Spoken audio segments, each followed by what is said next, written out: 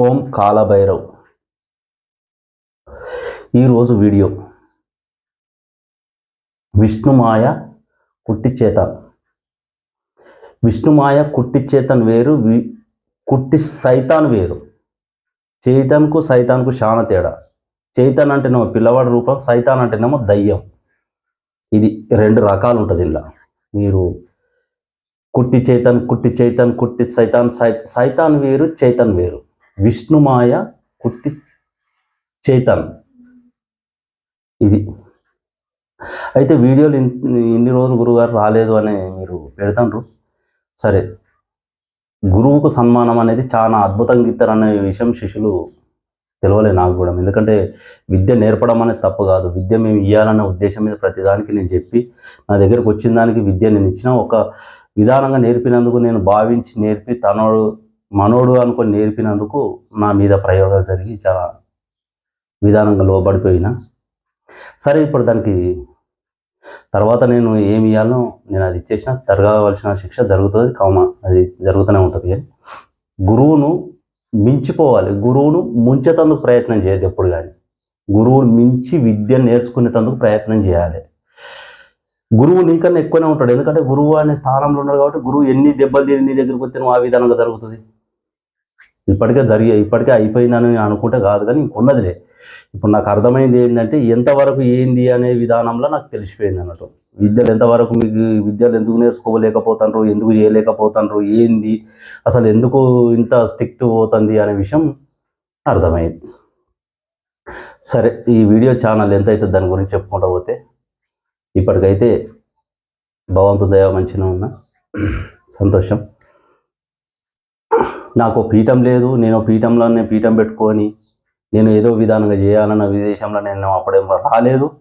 కాకపోతే తాంత్రిక విద్యలలో నేర్చుకోవాలని అప్పుడు ఆ విధానంగా పోయి నేను తాంత్రిక విద్య నేర్చుకొని మళ్ళీ ఇప్పుడు యథావిధిగా మళ్ళీ ఈ విధానంగా వచ్చేసిన. నేను పీఠాలు లేవు, నేను పీఠాల గురించి నేను ఆలోచించలేదు. పీఠాలకు ఏదో చేయాలి, ఏమో చేయాలన్న ఆ ఆలోచన కూడా నాకు లేదు. సరే, ఇచ్చిపెట్టేద్దాం దాని గురించి. విష్ణుమాయ కుట్టి చేతన్, ఈయన చాలా అద్భుతమైన విషయాలు, అద్భుతమైన అంటే అష్టసిద్ధులు గలవాడు. ఈయన అష్టసిద్ధులు.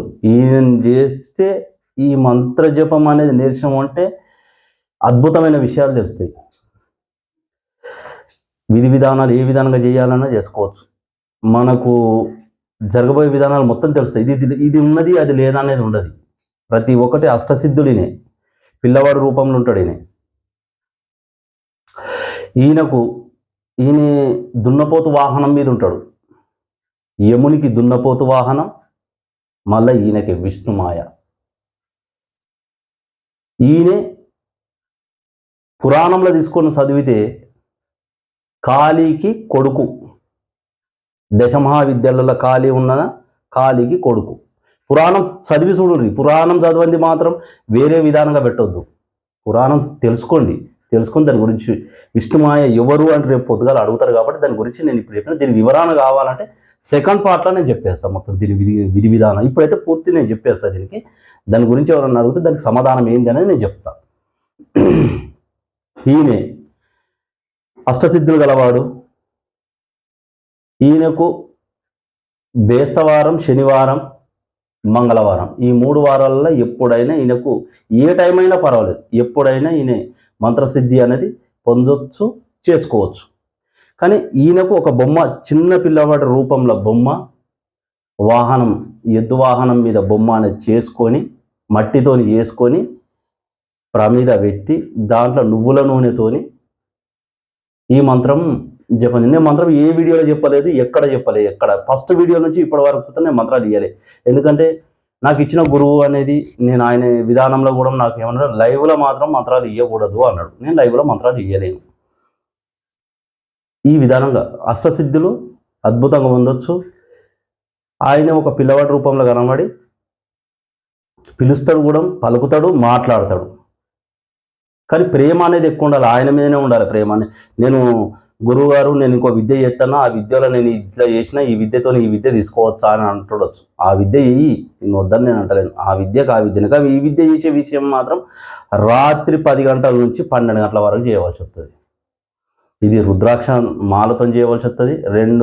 రెండు సార్లు స్నానం చేయవచ్చు. పొద్దున స్నానం, నైట్ స్నానం చేయవలసి వస్తుంది. కొన్ని విధానాలు సమయాలలో కూడా అనుకునే విధానంలో కూడా మనం స్నానం అనేది చేయలేకపోతాం, కానీ చెయ్యాలి, తప్పది.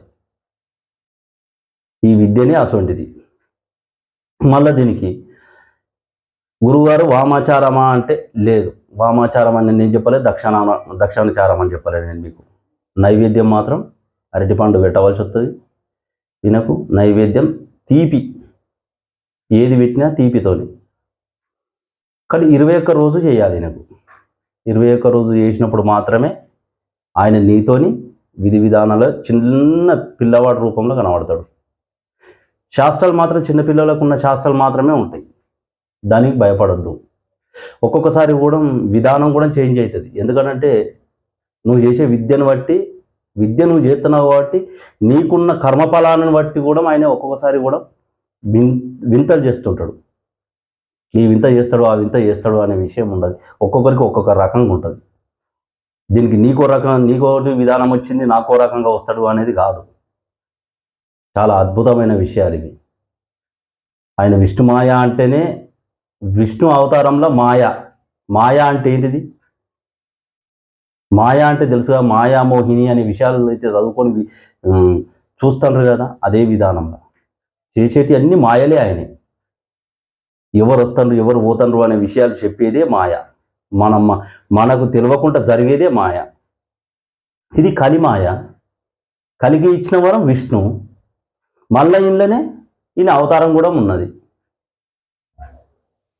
ఈ విద్యలు మాత్రం అమోఘమైన విద్యలు, చాలా అద్భుతంగా ఉన్నాయి. లేవన్నట్టు కాదు. విద్యలు లేవు కదా, మేము చేయలేకపోతున్నాం కదా అంటే చెప్తే కదా ఇప్పుడు నేను పరిస్థితి. విద్యలు ఇస్తారు, తెలియని వాళ్ళు ఒక రకంగా ఉంటారు, తెలిసిన వాళ్ళు ఒక రకంగా ఉంటారు. తెలిసి తెలియని రకంలో ఏం జరుగుతుంది అంటే అది ఏమన్నా జరగవచ్చు. ఓం నమః శివాయ.